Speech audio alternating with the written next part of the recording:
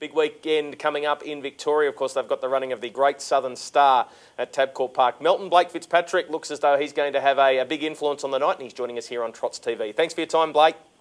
Not a problem, Greg. Let's have a chat firstly about Keystone Dell. Good to see him back in winning form. Yeah, absolutely. His run last week was really good, and just after a little setback, his two runs since that have been really pleasing. So we're going into Saturday night very confident, Greg. What did you make of the two defeats? Look, his runs were still good, Greg. Probably just slightly below par for him. But obviously Nicole had found a little problem with the horse, so she's rectified that, and he's definitely feels like he's back to his old self now.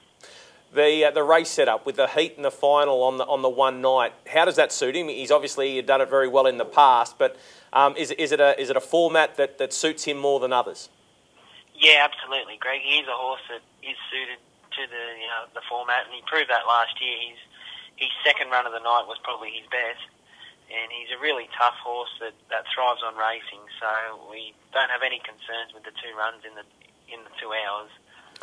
As the driver, does that stay in the back of your mind when you're driving in the heat, thinking, well, hang on, I don't want to be too harsh on the horse here. I've got to back this horse up in the final later on in the night? Yeah, absolutely, Greg. And I mean, you obviously want to win the heat, as the winners get to choose your barrier draw for the final. But on the other hand, you don't want to be doing too much because you've got to back up in 2 hours' time. So, yeah, if we're lucky enough to win the heat without having too hard a run, well, it would have to benefit the horse, definitely. What about Vincennes? Lisa trains Vincennes. Last week, horse was declared a non-runner, facing the wrong way when the starter said go. What did you make of... he seemed a little bit upset on the day, seemed on edge.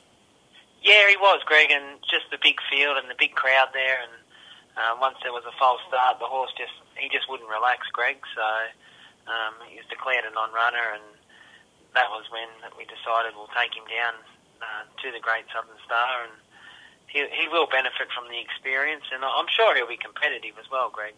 Have you been happy with how he's been going? Yeah, he has. He worked this morning and worked really well, so he's fit and healthy, and he's been a really good horse to the stable. So he's raced only in age racing in previous years, so this season he's had to step up into the open company, and it's not easy. So this year, we're using this year as a grounding for next season, Greg.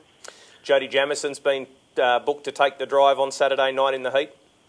Yeah, as you know, he's one of the best drivers in the world, and he's driven a Hambletonian winner, and we were fortunate enough he drove Vincennes for us 2 starts ago, so he's had experience on the horse, and he just seemed like the right guy for the job. I think that the World Driving Championships has been a great chance for Australians to see some of these international drivers in action. Absolutely, and it really generated a lot of interest, Greg, and especially with Fitzpatrick over here. And we're really lucky. We had a great bunch of drivers, just so much talent, and it was a really good experience for everyone. You've also got Duchess Ella going around in another race on Saturday night. What are you expecting of her? I think she'll run really well, Greg. She's flying at the moment, and the conditions really suit her. She loves the mobile miles, and although she's drawn the outside gate, she's very quick out, and I'd expect her to lead, and she'll give them something to chase. In New South Wales, we turn our attention towards the Bathurst Gold Crown at this time of year. Have you got any 2-year-olds that you're planning on taking to Bathurst?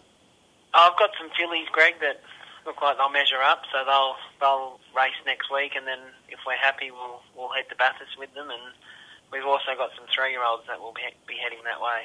It's an exciting time of year. Of course, the Inter-Dominion wrapping up last week. It's the Trotters' turn with the Great Southern Star. You look set to play a big part. Thanks for your time on Trots TV. No, thanks very much, Greg.